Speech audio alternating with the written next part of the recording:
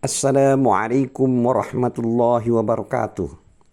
Alhamdulillahi rabbil alamin. Wassalatu wassalamu ala asrafil mursalin Sayyidina Muhammad wa ala alihi wa sahbihi ajma'in. Amma ba'du. A'udzu billahi minasyaitonir rajim. Bismillahirrahmanirrahim. ولا تأكلوا أموالكم بينكم بالباطل وتدلوا بها إلى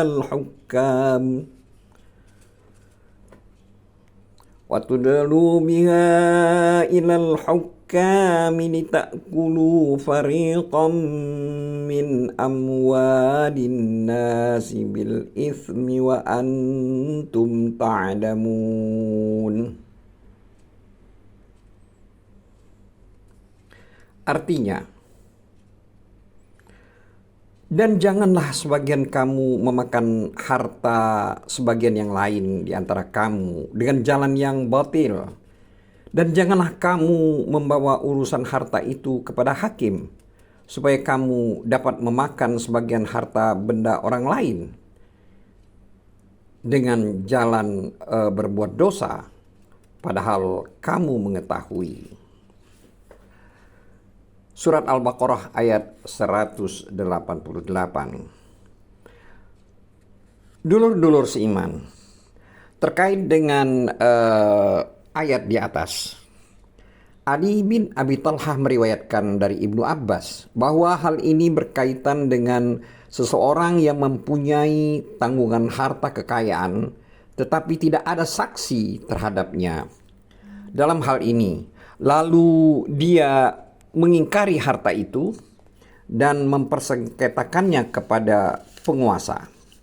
Sementara itu dia sendiri mengetahui bahwa harta itu bukan menjadi haknya dan mengetahui bahwa dia berdosa memakan barang haram. Demikian diriwayatkan dari Mujahid, Sa'id bin Jubair, Ikrimah, Al-Hasan Basri, Qatadah, Suddi, Muqatil bin Hayyan, dan Abdurrahman bin Zaid bin Aslam. Mereka semua mengatakan, janganlah engkau bersengketa sedangkan engkau mengetahui bahwa engkau zalim.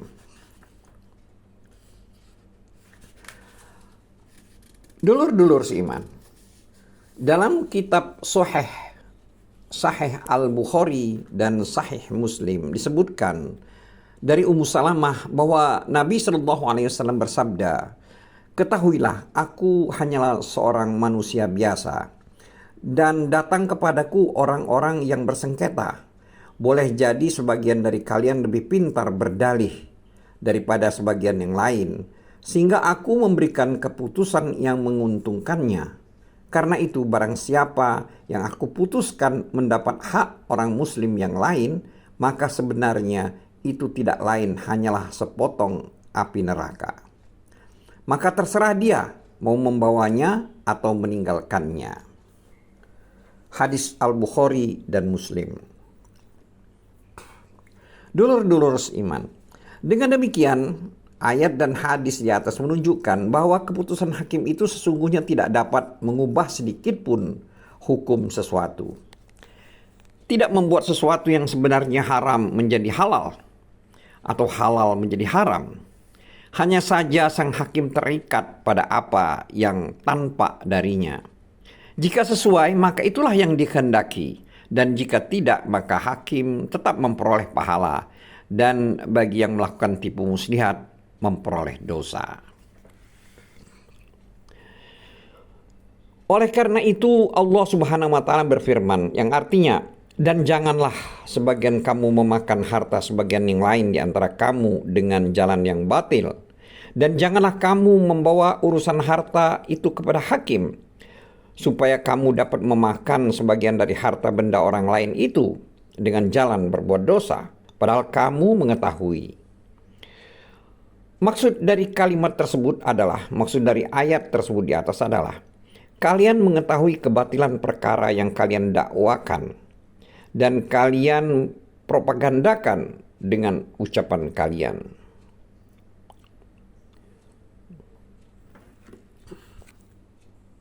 أعوذ بالله من الشيطان الرجيم بسم الله الرحمن الرحيم يسألونك عن الأهلة قل هي مواقيت للناس والحج وليس البر بأن تأتوا البيوت من ظهورها ولكن البر من اتقى وأتوا البيوت من أبوابها واتقوا الله لعلكم تفلحون.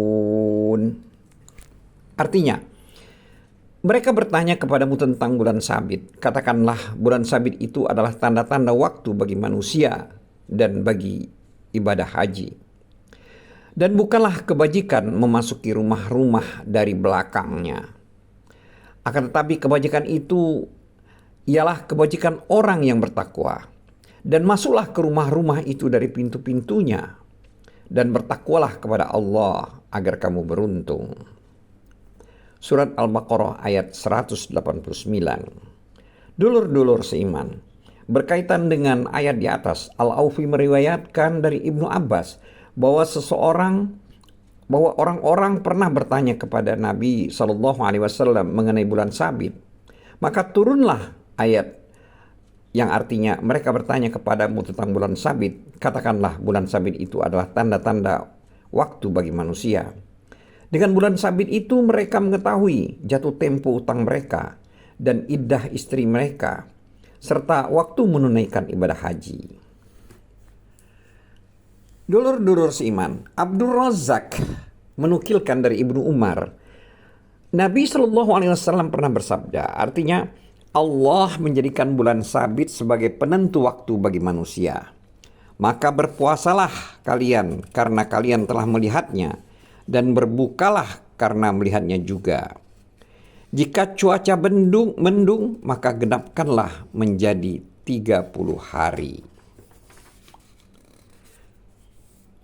Hadis tersebut dinukilkan pula oleh Al-Hakim dalam kitab Mustadrak.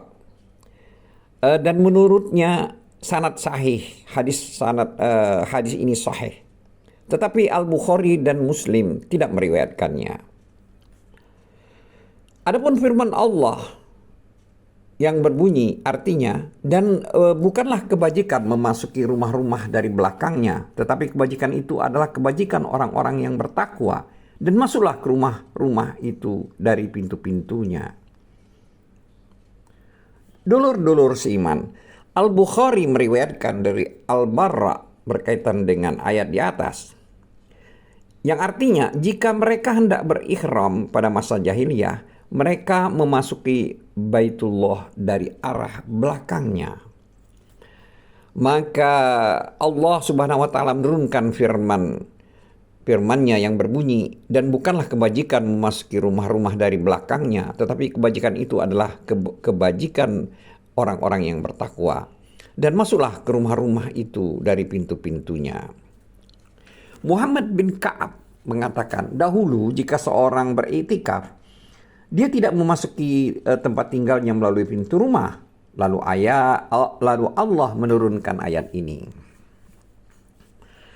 Adapun firman Allah yang berbunyi, yang artinya, dan bertakwalah kepada Allah agar kamu beruntung, itu maksudnya adalah bertakwalah kepada Allah dengan mengerjakan apa yang diperintahkannya dan menjauhi apa yang dilarangnya.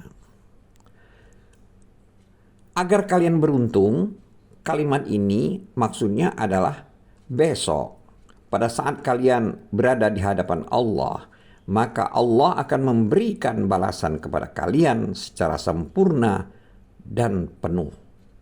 Itulah yang dimaksud agar kalian beruntung. Wallahu a'lam bissawab. Wabillahi taufiq wal hidayah. Wassalamualaikum warahmatullahi wabarakatuh.